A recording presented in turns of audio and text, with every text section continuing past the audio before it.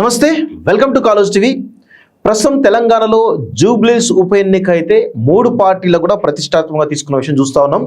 ఒకరిపైన ఒకరు విపరీతమైన విమర్శలు చేసుకుంటూ ఓటర్లను ఆకర్షించేటువంటి ప్రయత్నం చేస్తూ ఉన్నారు. సో ఎక్కడ కూడా మూడు పార్టీలు కూడా తగ్గడం లేదు. మేము గెలుస్తామంటూ కూడా సర్వేలు కూడా చెప్తా ఉన్నాయి. బీఆర్ఎస్ పార్టీ గెలుస్తుందని చెప్పి కొన్ని సర్వేలు చెప్తా ఉన్నాయి, కాంగ్రెస్ పార్టీ గెలుస్తుందని చెప్పేసి కొన్ని సర్వేలు చెప్తా ఉన్నాయి. అదేవిధంగా ఇటు బీజేపీ వైపు నుంచి కూడా మేమే గెలుస్తుందని చెప్పి వాళ్ళు ధీమా చెప్తా ఉన్నారు. సో ఇలాంటి పరిస్థితుల్లో అసలు గ్రౌండ్లో ఏం జరుగుతూ ఉంది, జూబ్లీస్ బస్తీలు కావచ్చు, లేకపోతే ఏవైతే డివిజన్లు అవుతున్నాయో డివిజన్లో ఓటర్ల నాడి ఎలా ఉంది అనే కొనలో తెలుసుకునేందుకు దాదాపు గత నెల-2 నెలలుగా నవీన్ యాదవ్కు టికెట్ కన్ఫర్మ్ అయిన తర్వాత అవక ముందు నుంచి కూడా గ్రౌండ్లో ఉంటూ ప్రతి డివిజన్లో ప్రతి బస్తీలో తిరుగుతూ ఈరోజు కాంగ్రెస్ పార్టీ తరఫున ప్రచారం చేస్తూ ఉన్నారు వెలిచల రాజేందర్ రావు గారు. సో వారు ప్రస్తుతం గతంలో కూడా మొన్న జరిగినటువంటి పార్లమెంట్ ఎన్నికల్లో కూడా కరీంనగర్ పార్లమెంట్ అభ్యర్థి కూడా పోటీ చేయడం జరిగింది. దాదాపు 3,60,000 ఓట్లు రావడం జరిగింది. సో వారు దాదాపు 1-2 నెలల నుంచి కూడా గ్రౌండ్లో ఉన్నారు. అసలు నిజంగా కాంగ్రెస్ గెలిచే అవకాశం ఉందా లేదా, అసలు ఏం జరుగుతుంది జూబ్లీస్ అనేది వారి మాటలు తెలుసుకునే ప్రయత్నం చేద్దాం. సార్ నమస్తే అండి. నమస్కారం శ్రీనివాస్. బాగున్నా సార్? బాగున్నా శ్రీనివాస్. సార్ మీరు దాదాపు నేను 1-2 నెలల నుంచి మిమ్మల్ని గమనిస్తా ఉన్నాను. గ్రౌండ్లో అయితే కాంగ్రెస్ పార్టీ తరఫున చాలా విపరీతంగా ప్రచారం చేస్తూ ఉన్నారు. సో అంటే అంతలా మీరు ప్రచారం చాలా మంది లీడర్లు వస్తున్నారు, ప్రచారం చేసి పోతున్నారు, కానీ మీరు కంప్లీట్గా గ్రౌండ్లోనే ఉన్నారు. కంప్లీట్గా నెల రోజుల నుంచి మీరు ఇక్కడే 1-2 నెలల నుంచి ఇక్కడే తిరుగుతూ ఉన్నారు. దానికి ప్రధాన కారణం ఏంటి అసలు? దీనికి ప్రత్యేక కారణం ఏంటంటే ఎలక్షన్ ఎప్పుడు డిక్లేర్ చేస్తారు, నోటిఫైడ్ డేట్స్ ఎప్పుడు ఉంటాయి అన్నది మాకు కూడా తెలియదు. కాబట్టి తొందరగా రావచ్చేమో ఎలక్షన్ అని చెప్పేసి కొంత గ్రౌండ్లో ఉండి పని చేయాల్సిన అవసరం ఉంది. ఇంతకుముందు ఆ సీట్ బీఆర్ఎస్ రిప్రజెంట్ చేసింది కాబట్టి మా ఫుట్ ప్రింట్ కూడా ఇంక్రీజ్ కావాలి అని చెప్పేసి కొంత మేరకు ఏదైతుందో మేము 2-3 నెలలకెళ్ళి ఆ నియోజకవర్గంలోనే ఉండి అక్కడ ఉన్న పరిస్థితుల ఆకలింపు చేసుకొని అక్కడ ఉన్న ఇష్యూస్ ఏంటి, ఆ ఇష్యూస్కు గవర్నమెంట్ ద్వారా పరిష్కారం ఎట్లా తెలిపాలి అన్న అవగాహన కోసం పనిచేసినాము. గెలుపు రాదు అన్న మాకు డౌట్ ఎటువంటిది లేదు. ఎందుకంటే ఇంతకుముందు ఒక ఎలక్షన్ క్యాంటోన్మెంట్ హైదరాబాద్ పరిధిలోనే వచ్చింది. అప్పుడు కూడా ఇదే సింపతి ఫ్యాక్టర్ పెట్టినారు బీఆర్ఎస్ వాళ్ళు. అయినా మేము ఘన విజయం పెద్ద మెజారిటీతో గెలిచినాము. ఇది కూడా మేము గెలుస్తామని మాకు ముందే నమ్మకం ఉంది. కానీ మేము గ్రౌండ్ లో ఉన్న రియాలిటీ పరిస్థితులు వాళ్ళకున్న ప్రాబ్లమ్స్ అవగాహన చేసుకునేటానికి గ్రౌండ్ మీద తిరిగినాం. సో ప్రస్తుతం దాదాపు 7 డివిజన్లు ఉన్నాయి కదా సార్ కంప్లీట్ జూబ్లీస్ పరిధిలో. 7 డివిజన్లలో అంటే మేజర్ గా బీఆర్ఎస్ కును కాంగ్రెస్ కు మధ్య ఎంత వ్యత్యాసం ఉండే అవకాశం కనబడుతుంది? అంటే అసలు కాంగ్రెస్ పార్టీ గెలిచే పరిస్థితి కనబడుతుంది అసలు? ఖచ్చితంగా కాంగ్రెస్ పార్టీ చాలా పెద్ద మెజారిటీతో మినిమం 30,000 to 40,000 మెజారిటీతో గెలవడం జరుగుద్ది. ప్రధాన కారణాలు ఏంటంటే బీఆర్ఎస్ గత 10 సంవత్సరాలలో ప్రభుత్వంలో ఉండి కూడా ఎన్నో విషయాలలో ప్రజలను మభ్యపెట్టి నిత్యం అబద్ధాలు వల్లిస్తూ డబుల్ బెడ్రూమే కానివ్వండి, నియోజకవర్గంలో ఉన్న ప్రధాన సమస్యలు డ్రైనేజ్లు, రోడ్లు, పర్మిషన్లు, ఇతర విషయాలలో బిగ్గెస్ట్ ఫెయిల్యూర్ అయింది. కాబట్టి వాళ్ళు 100% ఏదైతున్నదో ఒక నమ్మకంతో ఈసారి ఒక అవకాశం కాంగ్రెస్కి ఇవ్వాలి. కాంగ్రెస్ ప్రభుత్వం ఉంది, రేవంత్ రెడ్డి గారి యువ నాయకత్వం, డైనమిక్ నాయకత్వంలో మంచి డిసిషన్స్ తీసుకుంటున్నారు. అండ్ పట్టణీకరణ కానివ్వండి, 4th సిటీ కానివ్వండి, తర్వాత ఏదైతుందో పట్టణం నీట మునిగి జలమయం కాకుండా తీసుకున్న నిర్ణయాలు కానివ్వండి, ఇవన్నీ ఏదైతుందో పట్టణాన్ని మంచి దిశగా తీసుకుపోయే ఆలోచనలు అని చెప్పి ప్రజలు నిర్ణయించుకొని ఉన్నారు. కాబట్టి ఖచ్చితంగా కాంగ్రెస్ దిక్కు చూపు చూస్తున్నారు. అండ్ మాకు ఆల్రెడీ ఫీలర్స్ ఆ రకంగా ఉన్నాయి. ప్రధానంగా మీరేమో డెవలప్మెంట్ గురించి మాట్లాడుతున్నారు, ఇంకొక వైపు బీఆర్ఎస్ పార్టీ నుంచి కేటీఆర్ ప్రధానంగా హైడ్రా అని ఫోకస్ చేస్తూ ఉన్నారు. హైడ్రా పేరిట హైడ్రా తోటి కంప్లీట్గా బీభత్సం సృష్టిస్తూ ఉన్నారు. అదేవిధంగా పేదవాళ్ళకు సంబంధించినటువంటి ఏవైతే కన్స్ట్రక్షన్స్ ఏవైతే కూలగొడుతున్నారు అని చెప్పేసి బాగా విపరీతమైనటువంటి ప్రచారం చేస్తున్నారు. అటు గ్రౌండ్లో ప్రచారం జరుగుతుంది, బీఆర్ఎస్ పార్టీ ఆఫీస్లో కూడా వాళ్ళు కొంత బాధ్యతలు తీసుకొచ్చి ప్రచారం చేస్తూ ఉన్నారు. సో ఒక భయభ్రాంత అంటే జూబ్లీస్ ప్రజలను కొంత వాళ్ళను కన్ఫ్యూజన్ క్రియేట్ చేస్తూ కనబడతా ఉంది. దానివల్ల ఓటింగ్ డైవర్ట్ అవుతుందేమో అనేటువంటి ఒక అనుమానం కలుగుతుంది. దీని నుంచి మీరేమంటారు? శ్రీనివాస్ గారు, మీకు జ్ఞానం, విజ్ఞానం, పరిజ్ఞానం చాలా ఉంది. మీరు ఫైర్ బ్రాండ్ జర్నలిస్ట్. మీరు ఒక్కసారి హైడ్రా పరిపాలనా విభాగం నుంచి వచ్చిన హైడ్రా విధి విధానాలు రాసి ఉన్నాయి. అవును, దాంట్లో ఒక్కసారి తీసి చూడండి. అవును, ఎక్కడన్నా పేదల గృహాలు కానీ ఎక్కడన్నా ఎవరన్నా సామాన్యులు కట్టుకున్న గృహాలు తీసేస్తామని ఉందా? నదీ పరివాహక ప్రాంతంలో, క్యాచ్మెంట్లో, ఎంబాంక్మెంట్లో, అబ్స్ట్రక్షన్ ఏరియాస్ ఎక్కడైతే ఉంటాయో బఫర్ జోన్లలో అటువంటి వాటిలలో, ఎందుకనంటే మనం చూసినాం గత 10 సంవత్సరాలల్లో 2-3 సార్లు పట్టణం జలమయం అయిపోయింది. చెన్నై పట్టణం పూర్తిగా ఏదైతుందో జలమయం అయిపోయి దాదాపు ఒక్క చెన్నై పట్టణమే ఏదైతుందో 20,000 కోట్ల ఆస్తి నష్టం జరిగింది, ప్రాణ నష్టం జరిగింది. ముంబై పట్టణం ఏదైతుందో గత 10 సంవత్సరాలుగా ఒక 5-6 సార్లు జలమయం అయిపోయి 20-30 వేల కోట్ల ఆస్తి నష్టం, ప్రాణ నష్టాలు జరిగినాయి. మరి ఈరోజు హైదరాబాద్ పట్టణం కూడా ఆ రకంగా కాకూడదు, జలమయం కాకూడదు. ఒక 5 సెంటీమీటర్ల రెయిన్కు 8 సెంటీమీటర్ల రెయిన్కు ఆ పడ్డ రెయిన్ కానివ్వండి అది మొత్తం ఫ్లో అయ్యి కుంటలల్లా, చెరువులల్లా, నదిలల్లకు పోయి అవసరం ఉంటే ఎక్సెస్ వాటర్ సముద్రంలోకి వెళ్ళిపోవాలి. దానికి నాలాలు క్లియర్ కావాలి, దానికి క్యాచ్మెంట్ ఏరియా క్లియర్ కావాలి, దానికి బఫర్ జోన్లు క్లియర్ కావాలి.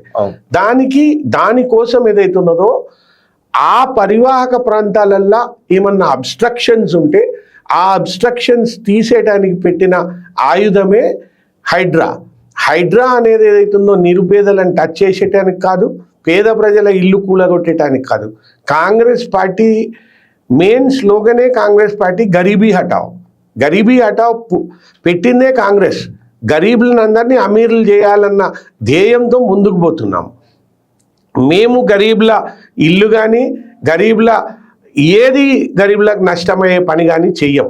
ఇది వాళ్ళు ఏదైతుందో అబద్ధాల కేసీఆర్, కేటీఆర్, హరీష్ రావు ప్రపంచంలోనే నంబర్ 1 అబద్ధాల కోర్లే వాళ్ళన్నా ఉన్నారు. గిన్నెస్ బుక్ రికార్డ్ వస్తుందనంటే వాళ్ళకే వస్తుంది. దళితుడిని ముఖ్యమంత్రి చేస్తా అన్నది ఎవరు? దళితునికి ద్రోహం చేసింది వాళ్ళే కదా. మళ్ళీ దళితులకు 3 ఎకరాలు ఇస్తా అని అన్నది ఎవరు? దళితులకు ఇయ్యంది వాళ్ళే కదా. మళ్ళా డబుల్ బెడ్రూమ్ ఇస్తాము, అల్లుడు వస్తే ఎక్కడ ఉంటాడు, గొర్రెనెక్కడ కట్టాలి, బర్రెనెక్కడ కట్టాలి అన్నది ఎవరు? ఈరోజు డబుల్ బెడ్రూమ్ తెలంగాణ మొత్తం ఇయ్యనోడెవడు, ఎగబెట్టినోడెవడు, డోకా చేసినోడెవడు? వాళ్ళే కదా. మరి ఇవి లెక్క పెట్టుకుంటూ పోతే దళిత బంధు పెట్టి డోకా చేసింది వాళ్ళు కాదా? మరి ఇవి లెక్క పెట్టుకుంటూ పోతే కోకొల్లలు. సో అబద్ధాలు వల్లించుడు నిత్య కార్యం వాళ్ళకు. సో ఇప్పుడు కాంగ్రెస్ ప్రభుత్వం మీద, రేవంత్ రెడ్డి గారి మీద కూడా ఇదే అబద్ధాలు తప్ప వాళ్ళు చెప్పేదంతా ఏదైతున్నదో 100% రాంగ్. మూసీ పరివాహక ప్రాంతంలో మూసీ రివర్ ఫ్రంట్ డెవలప్మెంట్ అని వాళ్ళు కూడా పెట్టినారు. మీరు ఆ పుస్తకం కూడా తీసి విధి విధానాలది, హైడ్రాది విధి విధానాలు పక్కకు పెట్టుకొని చూడండి. విధి విధానాలలో ఎక్కడన్నా తేడా ఉందా చూడండి.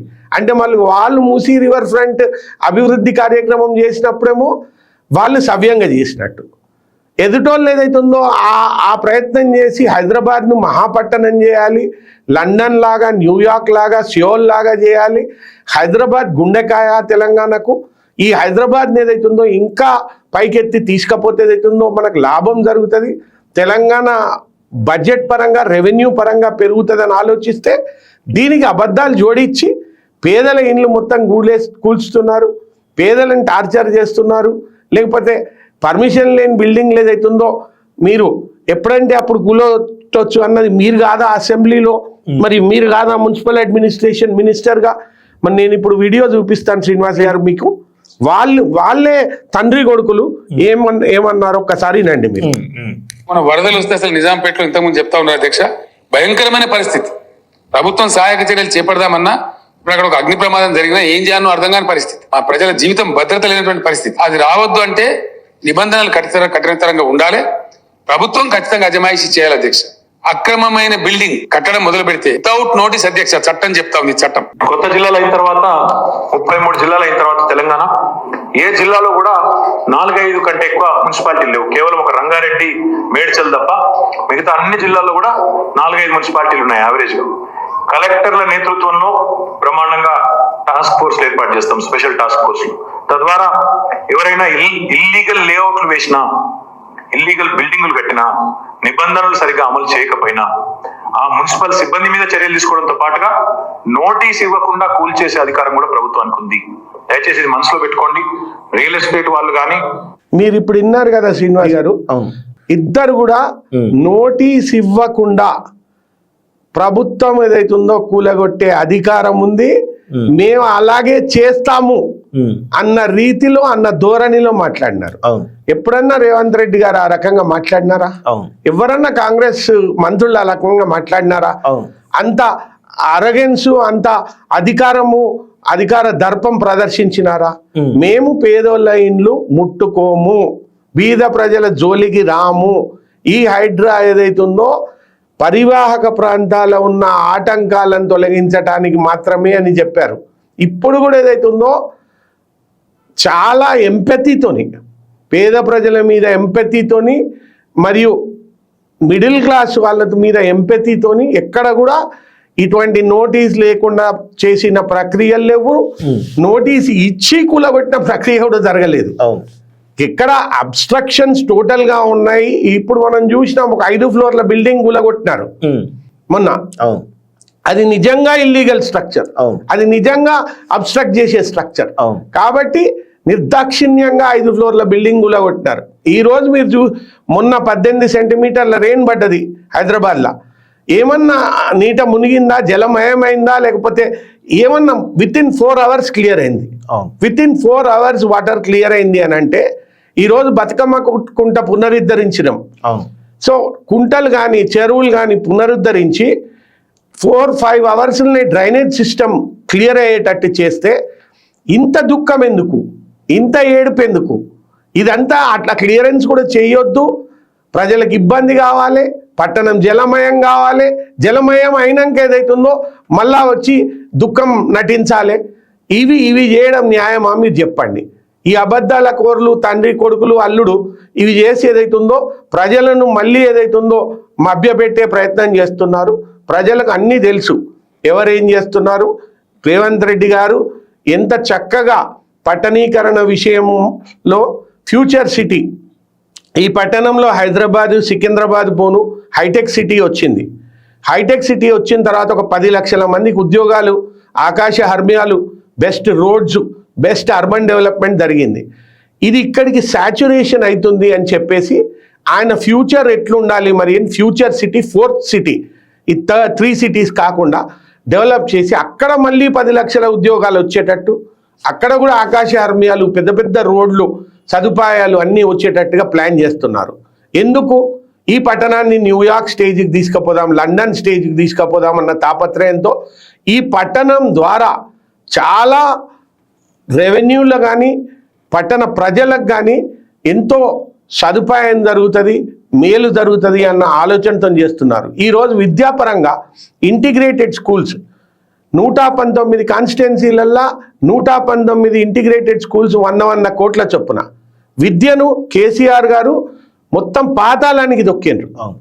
ఆ పాతాళానికి దొక్కిన విద్యను రేవంత్ రెడ్డి గారు పోర్ట్ఫోలియో ఆయన దగ్గర పెట్టుకొని తలకు ఎత్తుకొని ఆయన ఇంటిగ్రేటెడ్ స్కూల్స్ కానివ్వండి, అన్ని విషయాలలో ఈ ఏటీసీ సెంటర్స్ కానివ్వండి, ఐటీఐలను ఏఐ డెవలప్మెంట్ కోసము, మరియు స్పోర్ట్స్ విషయంలో కూడా ఈ 3 ఏళ్లలోనే మేము ఒక ఒలింపిక్ పతాక స్పోర్ట్స్మెన్ ఇస్తాము అని చెప్పేసి బెస్ట్ స్పోర్టింగ్ ఇన్ఫ్రాస్ట్రక్చర్ ప్రతి డిస్ట్రిక్ట్లో ఒక స్టేడియం పెడతాము.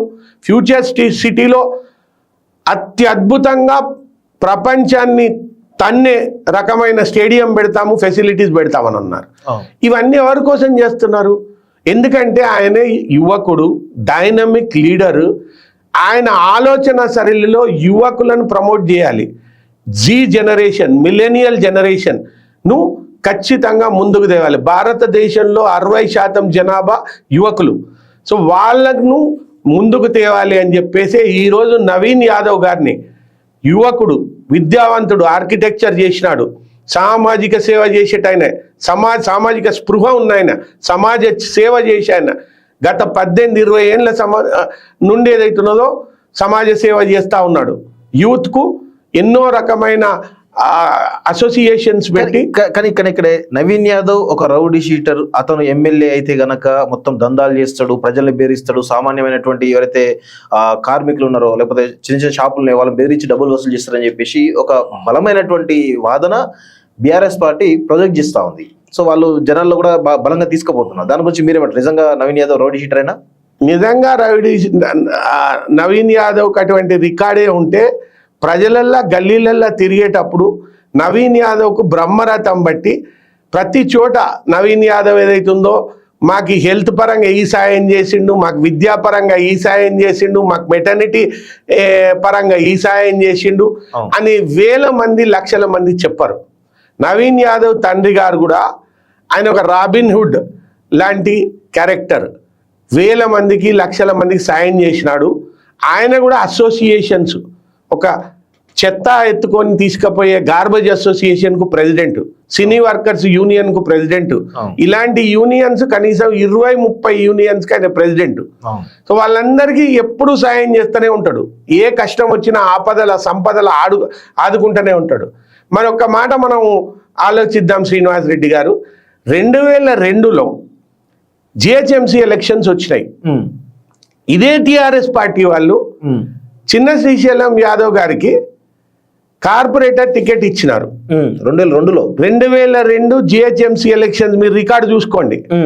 ఇదే టిఆర్ఎస్ వాళ్ళు చిన్న శ్రీశైలం యాదవ్ కు కార్పొరేటర్ టికెట్ ఇచ్చి చిన్న శ్రీశైలం యాదవ్ గారి సతీమణి కస్తూరి గారికి కూడా రెహమత్ నగర్ నుంచి ఈ corporator ticket, 2 corporate Jubilee hills, Rahmat Nagar ఇచ్చి చిన్న శ్రీశైలం యాదవ్ గారిని మేయర్ క్యాండిడేట్ గా కూడా డిక్లేర్ చేసినారు. అది మీకెట్లా తెలుసు అసలు? అది నేను ఆ టైంలో టిఆర్ఎస్ పార్టీలో ఉంటుంది. అంటే మీరు సీనియర్ లీడర్ గా స్టేట్ జనరల్ సెక్రటరీగా ఉంటుంది కాబట్టి నాకు తెలుసు. పిలిచి ఆదరించి కార్పొరేటర్ కు టికెట్లు ఇచ్చి మేయర్ క్యాండిడేట్ గా డిక్లేర్ చేసి ఆ దినం ఏదైతుందో ఆ ఫ్యామిలీ వాళ్ళు రౌడీ షీటర్స్ అని మీరు అనుకోలేదా? ఆ దినము వాళ్ళు సమాజ సేవ చేస్తారు, వాళ్ళు మంచోళ్ళు, మనం ఇస్తే ఏదైతుందో వాళ్ళు గెలుస్తారు, టీడీపీ ప్రభుత్వం ఉంది దానికి ఏదైతుందో ధీటుగా వీళ్ళు పోరాడతారు, గెలుస్తారు అని చెప్పి ఇచ్చినారు కదా మీరు. అంటే 2002లోనే టిఆర్ఎస్ పార్టీ హైదరాబాద్ పరిధిలో జిహెచ్ఎంసీ పరిధిలో పోటీ చేసింది. అప్పుడు అంత బలంగా ఉందా సార్? బలంగా లేకుండే, కానీ రిప్రజెంటేటివ్ గా పోటీ చేయాలని లోకల్ బాడీస్ ఎలక్షన్స్ లో 2 జడ్పీలు వచ్చినాయి. అప్పుడు మాకు, నేను టిఆర్ఎస్ పార్టీలో ఉంటుంది కాబట్టి, కరీంనగర్, నిజామాబాద్. జిహెచ్ఎంసీలో కూడా మనం పోటీ చేయాలి, లేకపోతే మన ప్రాతినిధ్యం లేకపోతే, రిప్రజెంటేషన్ లేకపోతే మనం పూర్తిగా మర్చిపోతారు అని చెప్పేసి ఇక్కడ పోటీ పెట్టడం జరిగింది. టీడీపీ బాగా బలంగా ఉండే, ప్రభుత్వం ఉండే, అందుకోసమని మేము 2 సీట్లు గెలిచినాం. ఒకటి పద్మారావు గెలిచినాడు, ఒకటి మాణికేశ్వరి నగర్ అని యూనివర్సిటీ దగ్గర ఉంటది, ఒడ్డర్ బస్తీ, అక్కడ ఒకటి గెలిచినాం. 2 సీట్లు గెలిచినాం మొత్తం. అప్పుడు 70-80 ఉండేటి. దీంట్లో మా మేయర్ క్యాండిడేట్ గా డిక్లేర్ చేసిన చిన్న శ్రీశైలం యాదవ్ గారిని, మా ఆయన భార్యకు కూడా కస్తూరి గారికి కూడా ఇచ్చినాము. మరి అప్పుడు ఏదైతుందో ఇప్పుడు ఈ అబద్ధాల కోర్లు ఇప్పుడు ఏదైతుందో వాళ్ళ ట్రాక్ రికార్డ్ ఇట్లుంది, వాళ్ళ ఫ్యామిలీ హిస్టరీ ఇట్లుంది అన్నోళ్ళు మరి అప్పుడే ఎందుకు ఇచ్చినారు? అప్పుడు సమాజ సేవ చేసినారని ఎందుకు అన్నారు? అప్పుడు రోడ్ షో పెట్టి కేసీఆర్ గారు ఏదైతుందో చిన్న శ్రీశైలం యాదవ్ గారిని ప్రేజ్ చేసి, చిన్న శ్రీశైలం యాదవ్ గారు చాలా సమాజ సేవ చేస్తారు, చాలా మందికి హెల్ప్ చేసినాడని ఎందుకు అన్నారు? అంటే ఎంత అబద్ధాల కోర్లు, ఎంత డబుల్ స్టాండర్డ్స్, ఎంత 2 నాలుకల ధోరణి ఉంటుంది వీళ్ళది చూడండి. ప్రజలే ఆలోచించుకోవాలి ఒక్కసారి. సో ఇప్పుడు జూబ్లీ హిల్స్ లో సర్వేలు, ఇప్పుడు కేకే సర్వే వచ్చింది, చాణక్య సర్వే వచ్చింది, ఇవాళ ఓటర్ పల్స్ అని ఇంకొక సర్వేలు వచ్చినాయి. ఈ సర్వేలన్నీ కూడా దాదాపు కాంగ్రెస్ పార్టీకి బీఆర్ఎస్ పార్టీకి మధ్య బీఆర్ఎస్ పార్టీ లీడ్లో ఉందనేది ఒక సర్వేలలో చూపిస్తా ఉన్నారు. సో అంటే సర్వేలన్నీ కొంత బీఆర్ఎస్ పార్టీ వైపు ఎడ్జ్ ఉన్నట్టు కనబడతా ఉంది. సో మీరు ఎట్లా విజయంపై ధీమా ఎట్లా ఉన్నారు అసలు? మీకు మీడియా పరంగా బాగా తెలుసు, కేటీఆర్ గారు ఒకటే దాంట్లో సిద్ధహస్తుడు. అవును, media handling, social media handling, సర్వేల హ్యాండ్లింగ్. మనము జనరల్ ఎలక్షన్ తర్వాత కొన్ని సర్వేలు వచ్చినాయి, 20-30. అవును, 90% టీఆర్ఎస్ఏ గెలుస్తుంది అని వచ్చింది. అవును, ఆఖరికి గెలిచింది కాంగ్రెసే కదా. అవును, అన్ని మేనేజ్డ్ రిగ్డే కదా. అవును. సో ఈ రిగ్గింగ్ అండ్ మేనేజింగ్ సర్వేస్ ఏదైతుందో కేటీఆర్కి ఏదైతుందో ఈ కొట్టిన పిండి, ఆయన చేసే పని అది. కేకే సర్వే అంతా బూతు, ప్రపంచంలో ఇంకోటి ఉండదు. ఏ రోజైతే రిజల్ట్ 14వ తేదీ అవుట్ అవుతుంది కదా, ఈయన 54% అన్నాడు కదా, ఈయన బయట గిట్ట తిరుగుతాడా చూడు, ఈయన ముఖం గిట్ట బయట కనబడుతుందా చూడు. కాకతీయ మన ఐటీసీ కోహినూర్లో 13 తారీఖు సెప్టెంబర్ 13వ తారీఖు ఒక మీటింగ్ జరిగింది అని చెప్పేసి బయటకు వచ్చింది, పొక్కింది. కేటీఆర్ గారు పర్సనల్ గా కేకే గారితో మీటింగ్ అయినారని బయటికి పొక్కింది మొత్తం హైదరాబాద్ అంతా. మరి ఆ మీటింగ్ ఎందుకు జరిగింది, ఎందుకు మీటింగ్ చేసినారు, మరి ఈ పర్సంటేజీలు కూడికలు ఏదైతుందో 54 తీసుకుపోయటానికి చేసిండ్రా, కేటీఆర్ గారే దీన్ని ఆన్సర్ చేయాలి. మరి అందుకోసం ఏదైతుందో కూర్చొని మాట్లాడుకొని లేదు 50 కాదు 54 తీసుకుపోదామని తీసుకుపోయినట్టున్నారు. సో ఆ రకంగా చేసిన సర్వే అది, దాని గురించి మర్చిపోండి. మేము ఖచ్చితంగా 30 నుంచి 40 వేలతో గెలుస్తున్నాము. మేము ఈ ఎలక్షన్ ఏదైతుందో గెలిచేటానికి కాదు, మెజారిటీ పెద్ద మెజారిటీ వచ్చేటానికి మేము ఇప్పుడు పనిచేస్తున్నాం. అంటే సీఎం కూడా పర్సనల్ గా దాదాపు ఒక వారం నుంచి పర్సనల్ గా మాట్లాడేస్తున్నాడు ఎలక్షన్ అంతా కూడా. ఇటు ప్రచారంలో ఆయన తిరుగుతూ ప్లస్ క్యాడర్ను కూడా మొబిలైజ్ చేస్తూ ఎక్కడికక్కడ మంత్రులను కూడా అలర్ట్ చేస్తూ ఇంటింటికి తిరగని చెప్పేసి ఆయన కూడా చాలా స్పష్టంగా ఆదేశాలు ఇస్తున్నాడు. అంటే సీఎం ఇంత పర్సనల్ గా ఎన్నిక తీసుకున్న ప్రధాన కారణం ఏంటి అసలు? మీరు ముఖ్యమంత్రి రేవంత్ రెడ్డి గారి సరళి ఆయన యాటిట్యూడ్ టు పాలిటిక్స్ చూస్తే ఎప్పుడైనా ఏదైతుందో ఆయన ముందుండి నడిపించే నాయకుడు, లీడింగ్ ఫ్రమ్ ద ఫ్రంట్ అంటారు, ఫ్రంట్ లైన్ లీడర్. ఎప్పుడు బ్యాక్లో ఉండి వెనుకకు తగ్గి ఈ ఎలక్షన్ ఏదన్నా కింది మీద అవుతుందా అని చెప్పి ఆలోచించే రకం కాదు. మల్కాజ్గిరిలో ఆయన ఫుట్ ప్రింట్ లేకున్నా, ఆయన కాన్స్టిట్యున్సీ కాకున్నా వచ్చి నిలబడ్డాడు, కొట్లాడిండు. రేవంత్ రెడ్డి గారిని చూసి ఏదైతుందో మల్కాజ్గిరి ప్రజలు 28 లక్షల ఓటర్లు ఉన్న మల్కాజ్గిరి ప్రజలు పార్లమెంట్ గెలిపించినారు. ప్రభుత్వం మాది కాదు అయినా కానీ. రెండోసారి ఏదైతుందో కామారెడ్డి పోయి కొట్లాడినాడు కేసీఆర్ మీద డైరెక్ట్. ప్రభుత్వం లేదు, ప్రభుత్వం వాళ్ళది. ముఖ్యమంత్రి మీద కేసీఆర్ మీద కామారెడ్డిలో ఫుట్ ప్రింట్ లేదు. అలాగే ఏదైతుందో మొన్న ఆల్ ఫోర్స్ నరేందర్ రెడ్డి గారు కంటెస్ట్ చేసినప్పుడు కూడా ఏదైతుందో డైరెక్ట్గా వచ్చి 4 మీటింగ్లు పెట్టినాడు. అంటే మీరు ఆయన ఆలోచన సరళి ఏంటంటే leading from the front. A election వచ్చినా ముందుండి నడిపిస్తాడు, ముందుండి కొట్లాడతాడు, ధైర్యంగా సాహసంగా కొట్లాడతాడు. ఆయన ఏది చేయాలి ఏది చేస్తామో చెప్తాడు. సో అటువంటి నాయకుడే ప్రజలు ఏదైతే ఉందో తప్పకుండా కావాలనుకుంటారు. ఈ పక్కకు జరిగే నాయకులు, వెనుకకుండే నాయకులు వాళ్ళ ఎవ్వరూ పనికిరారు ఈ నాయకత్వం ముందు. ఈ నాయకత్వాన్నే ప్రజలు మెచ్చుతారు, యువకులు మెచ్చుతారు, యువతరం మెచ్చుద్ది. సరే, ఇప్పుడు ఈ జూబ్లీస్ ఎన్నిక అనేది జనరల్ గా నవీన్ యాదవ్ కు, మాగంటి సునీతకు లేకపోతే లంకల దీపక్ రెడ్డి మధ్యలో ఉండాలి. కానీ ప్రధానంగా fight between KTR versus Revanth Reddy అన్నట్టుగా పోతా ఉంది. ఇది ఎంతవరకు నిజం? దీని గురించి మీరేమంటారు అసలు? నేనైతే అట్లేం అనుకోవట్లేదు. ప్రధానంగా పార్టీల మధ్యలో అవుతుంది. రేవంత్ రెడ్డి గారు చేసిన మంచి పనులు, మంచి ఆలోచనలు, డైనమిక్ వ్యవహార శైలికి ప్రజలు డెఫినెట్గా ఏదైతుందో నీరాజనం పడతా ఉన్నారు. ఇక్కడ ఏంటి అంటే బీజేపీ వాళ్ళు కావాలని పూర్తిగా స్లైడ్ అయిపోయి బీజేపీ వాళ్ళు ఏదైతే ఉందో బీఆర్ఎస్ది కొరిగినారు. అది ప్రజలంతా చూస్తానే ఉన్నారు క్లియర్గా. అయినా మాకేం ఫరక్ పడేది లేదు. అంటే బీజేపీ బీఆర్ఎస్ ఒక్కటే అని అనడానికి ప్రధాన మీకున్న ఎజెండా ఏంది అసలు? కావాలని గత ఎన్నికల్లో కూడా అన్నారు కదా, అదే నెరేటివ్ బిల్ చేశారు కదా, ఇప్పుడు కూడా అదే నెరేటివ్. మీరు పార్లమెంట్ ఎన్నికల్లో చూసినారు, పార్లమెంట్ ఎన్నికల్లో బూత్ల దగ్గర నేను పార్లమెంట్ కొట్లాడినాను. బూత్ల దగ్గర బీజేపీ ఉన్ను బీఆర్ఎస్ ఏదైతుందో జెండాలు కలిసిపోయినాయి, మనుషులు కలిసిపోయినారు. సో రిజల్ట్ లో కూడా ఏదైతుందో వాళ్ళ ఓట్లు తక్కువ అయిపోయేదైతుందో వీళ్ళకు కొంత యాడ్ అయిపోయినాయి.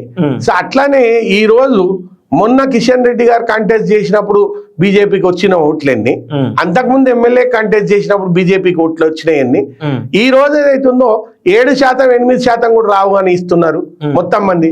ఎందుకంత స్లైడ్ అవుతుంది? ఎందుకంత పూర్తి ఏదైతుందో అదైతుంది? ఎందుకంటే లోపాయికారి ఒప్పందం అయింది, చీకటి ఒప్పందం అయిపోయింది.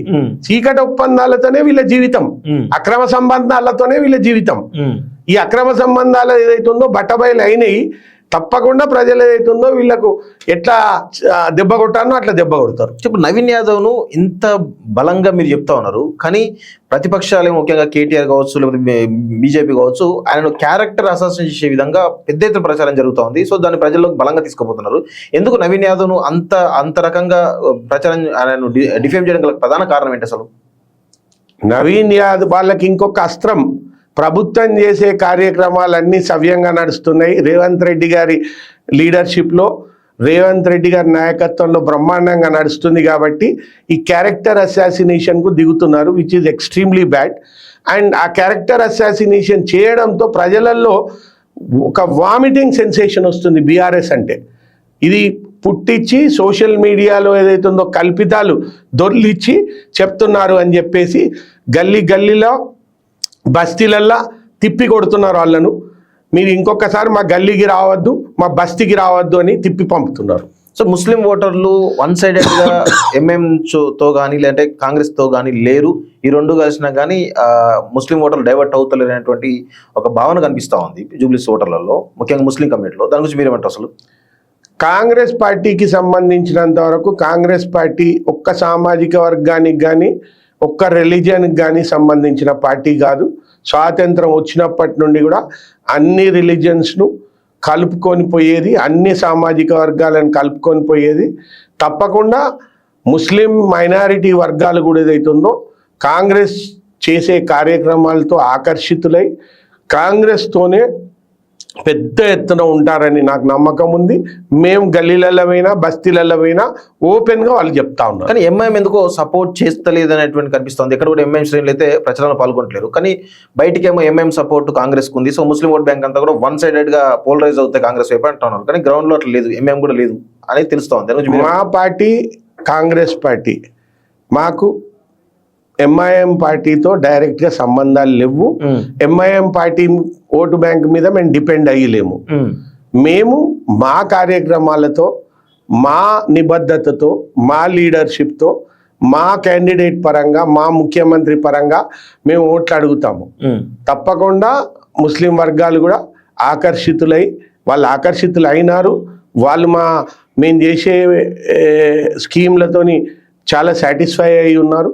తప్పకుండా మాకే పెద్ద ఎత్తున చేస్తారు. ఇక్కడ క్యాస్ట్ ఈక్వేషన్కి వచ్చినట్టయితే ఎలక్షన్స్ అంటేనే జనరల్గా క్యాస్ట్ పరంగా ఉండే స్ట్రాటజీ చాలా ఉంటాయి సార్. సో జనరల్గా యాదవ్ సామాజిక వర్గం కాబట్టి యాదవ్ ఓట్లు వన్ సైడ్ పడితే అని చెప్పి అనుకుంటున్నారు, కానీ ఇక్కడ ప్రధానంగా ఇటు అప్పర్ క్యాస్ట్ సంబంధించినటువంటి కమ్మ ఓటు బ్యాంక్ కావచ్చు, లేదంటే ఇటు రెడ్డి ఓట్ బ్యాంక్ కావచ్చు, లేదా బీసీ ఓట్ బ్యాంక్ కావచ్చు, లేదంటే ఇటు దళితులకు సంబంధించిన ఓటు బ్యాంక్ కావచ్చు, ట్రైబల్ సంబంధించిన ఓటు బ్యాంక్ కావచ్చు. సో ఇదంతా కూడా వీటికి సంబంధించి మీ దగ్గర అంటే వీళ్ళందరినీ ఆకర్షించడానికి ప్రధానంగా మీ దగ్గర ఉన్నటువంటి స్ట్రాటజీ ఏంటి అసలు? సామాజిక పరంగా ఒక్కొక్క కులాన్ని సెపరేట్గా ఆలోచించే పార్టీ కాంగ్రెస్ కాదు.